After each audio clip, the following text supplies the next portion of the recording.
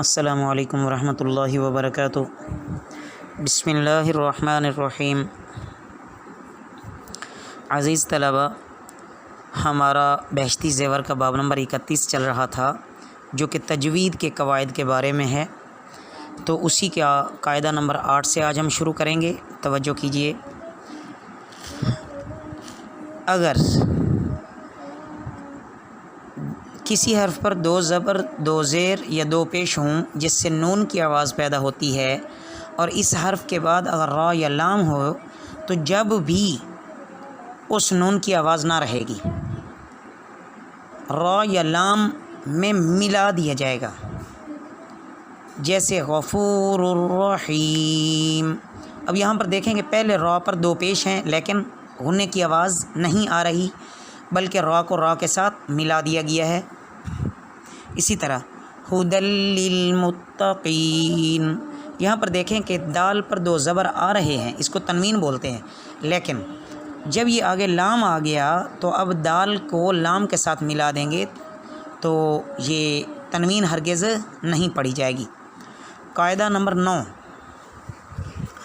अगर नून पर जज़म हो और इसके बाद बा हो, तो इस नून को मीम की तरह पढ़ेंगे और इस पर भी गुन्ना करेंगे।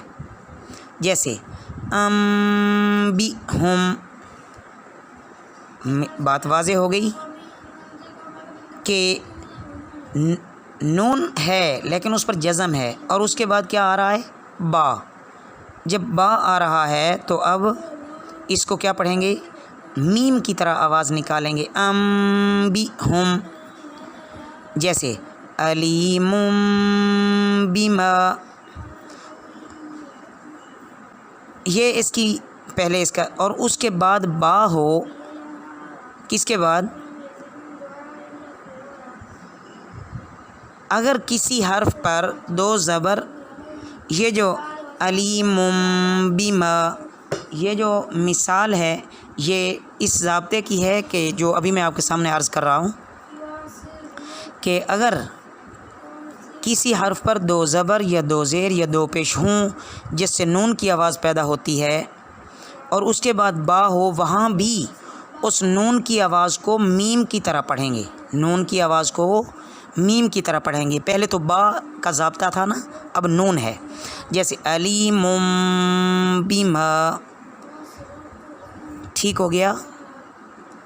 तो यहाँ ये आप किताब पे जब देखेंगे ना, आपके सामने किताब आ रही है, यही पेज आपके सामने इस सबक का आ रहा है, तो आप इसको देखें तो यहाँ पर अलीमुन नहीं लिखा हुआ, बल्कि अदायगी का तरीका जो इसने बताया हुआ है साहिब किताब ने, वो नून की जगह पे भी दूसरी मीम आ रही है। तो दो मीम लिखी हुई हैं अदायगी करते वक्त, अलीमुम बिमा। तो बाज़े कुरान में ऐसे मौका पर छोटी सी मीम लिख दी जाती है और बाज़ों में नहीं लिखा जाता। जहाँ लिखा जाता है वहाँ इसी तरफ इशारा करना है कि यहाँ तनवीन नहीं पढ़नी, बल्कि यहाँ क्या पढ़ना है, नून पढ़ना है। और जहाँ पर नहीं लिखा होता वहाँ भी इसी तरह ही पढ़ना है। जहाँ जहाँ ये कायदा और ज़ाब्ता पाया जाएगा, वहाँ वहाँ बिल्कुल इसी तरह ही पढ़ा जाएगा। कायदा नंबर 10, जहाँ मीम पर जज़म हो और उसके बाद हर्फ बा हो, तो उस मीम पर गुन्ना करना होगा। जैसे यअतसिम बिल्लाही, अब मीम पर जज़म है और इसके बाद बा आ रहा है, तो यहाँ क्या होगा, गुन्ना होगा। कायदा नंबर 11, जिस हर्फ पर दो ज़बर या दो ज़ेर या दो पेश हों और उसके बाद वाले हर्फ पर जज़म हो, उसके बाद वाले हर्फ पर जज़म हो, तो वहाँ दो ज़बर की जगह एक ज़बर पढ़ेंगे, और वहाँ जो अलिफ लिखा है उसको नहीं पढ़ेंगे, और एक नून ज़ेर वाला अपनी तरफ से निकाल कर उस जज़म वाले हर्फ से मिलाएंगे। जैसे खैरन अलवसियतु, बज़ाहिर तो इस तरह नज़र आ रहा है, लेकिन पढ़ते हुए इसको कैसे पढ़ेंगे, खैरनिल वसियतु पढ़ेंगे। इसी तरह दो ज़ेर की जगह अगर एक ज़ेर हो तो वहाँ भी कैसे पढ़ेंगे,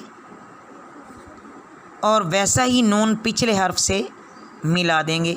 जैसे फ़खूरिन,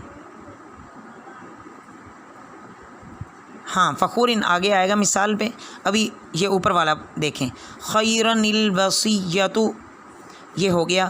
اسی طرح دو زیر کی جگہ ایک زیر پڑھیں گے اور ویسے ہی نون کس کے ساتھ ملائیں گے؟ پچھلے حرف کے ساتھ ملائیں گے. جیسے مثال دیکھیں فخورن الذین،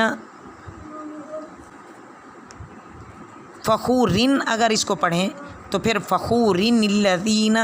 اسی طرح اگر دو پیش آ جائیں تو دو پیش کی جگہ ایک پیش پڑھیں گے اور ویسا ہی نون پچھلے حرف کے ساتھ ملائیں گے. جیسے نوح ابنہ، بظاہر اس طرح لکھا ہوا ہے لیکن اس کو جب پڑھیں گے تو کیسے پڑھیں گے؟ نوح ابنہ. ٹھیک ہو گیا. بعض قرآنوں میں یہاں جس طرح اوپر میں نے عرض کیا ہے کہ کچھ قرآن ایسے ہیں جہاں چھوٹا سا میم لکھا جاتا ہے با والے قاعدے میں، تو یہاں پر جو یہ عرض کیا جا رہا ہے یہاں یہ ہے کہ بعض قرآنوں میں چھوٹا سا نون لکھ دیا جاتا ہے بیچ میں، لیکن اگر کسی جگہ نہ لکھا ہوا ہو تو وہاں پڑھنا پھر بھی پڑے گا اگر یہی قاعدہ وہاں پر آ رہا ہے تو. نوح ابنہ. اس کے بعد قاعدہ نمبر 12، را پر اگر زبر یا پیش ہو، یہ را کے قاعدہ شروع ہو رہے ہیں. را پر اگر زبر یا پیش ہو تو پر پڑھنا چاہیے. جیسے رب العالمین امرہم. تو میں نے آپ سے گزشتہ سبق میں عرض کیا تھا کہ پر کرتے ہوئے کم از کم، باقی تو ادائیگی مشق سے صحیح ہوتی ہے، کم از کم جہاں پر آپ کو یہ پتہ چلے کہ فلاں حرف کو پر پڑھنا ہے اور اس طرح پر پڑھنا ہے تو وہاں پر ہونٹ گول کر لیے جائیں. ہونٹ گول کرتے ہی تقریباً وہ کچھ بہتر ادا ہو جاتا ہے. امرہم. اور اگر را کے نیچے زیر ہو تو باریک پڑھو. جیسے غیر المغضوب. اور جو باریک پڑھے جاتے ہیں حروف ان میں ہرگز ہونٹ گول نہیں کرنے. اگر ہونٹ گول ہو گئے تو سمجھو کہ وہ حرف ہمارا غلط ادا ہوا ہے. اسی طرح غیر المغضوب. اور اگر را پر جزم ہو تو اس سے پہلے والے حرف کو دیکھو کہ اس پر زبر یا پیش ہے تو را کو پر پڑھنا چاہیے. جیسے انذرتہم مرسل، یہ زبر اور پیش دونوں کی مثال آ گئی. اور اگر اس سے پہلے والے حرف پر زیر ہو تو اس جزم والی را کو باریک پڑھو. جیسے لم تنذرہم ام لم تنذرہم. جی. اور کہیں کہیں یہ قاعدہ نہیں چلتا، مگر وہ مواقع تمہاری سمجھ میں آگے چل کر جب ہم تجوید کے بارے میں مستقل پڑھتے ہیں تو وہاں یہ بات سمجھ آ جائے گی. اگر نہ آئے تو زیادہ جگہ یہی قاعدہ چلتا ہے. عمومی باتیں یہاں صاحب کتاب نے درج کی ہیں اور جہاں اس کے خلاف آ رہا ہو تو وہاں پر آپ کمنٹس کی جگہ پہ پوچھ سکتے ہیں، رابطہ کر سکتے ہیں اگر کہیں اشکال نظر آئے تو. اس کے بعد عزیز طلبہ آگے قاعدہ نمبر 13، لفظ اللہ اور اللہم میں جو لام ہے، اس لام سے پہلے والے حرف پر اگر زبر یا پیش ہو تو لام کو پر کر کے پڑھیں گے. جیسے ختم اللہ فزادہم اللہ وَإِذْ قَالُوا اللَّهُمَّ. یہ تینوں مثالیں اس کی آ گئیں. تو اور اگر پہلے والے حرف پر زیر ہے تو اسلام کو باریک پڑھیں گے. جیسے الحمدللہ، یہ جو للہ ہے یہ اس کی مثال ہے. اس کے بعد عزیز طلبہ قاعدہ نمبر 14، جہاں گول تا لکھی جاتی ہے ہا والی شکل میں، الگ ہو تو چاہے الگ ہو یا ملی ہوئی ہو، یعنی کسی حرف سے ملی ہوئی ہو، اس پر ٹھہرنا ہو تو اس کو وقفاً ہا پڑھیں گے. گول تا جو ہے وہ وقفاً ہا بن جاتی ہے. جیسے قصوتاً، یہاں پر گول تا ہے اور اس کے اوپر کیا لکھا ہوا ہے؟ دو زبر ہیں، تو اس کو وقف کرتے ہوئے کیا پڑھیں گے؟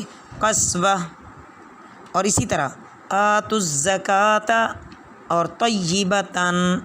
آتوا الزکاۃ، یہ تا اور طیبتاً کا جو تا ہے اس میں بھی وقفاً کیا کریں گے؟ ہا پڑھیں گے. آگے عزیز طلبہ قاعدہ نمبر 15، جس حرف پر دو زبر ہوں اس پر ٹھہرنا ہو تو اس حرف سے آگے الف بڑھائیں گے، الف پڑھ دیں گے یعنی. جیسے نداءً، یہ حمزہ ہے، اس پر دو زبر ہیں تو آگے کیا بڑھائیں گے؟ نداء. تو یہ وقف کا قاعدہ آپ کے سامنے بیان ہوا. اللہ ہمیں صحیح سمجھ عطا فرمائیں۔ وما علینا الا البلاغ۔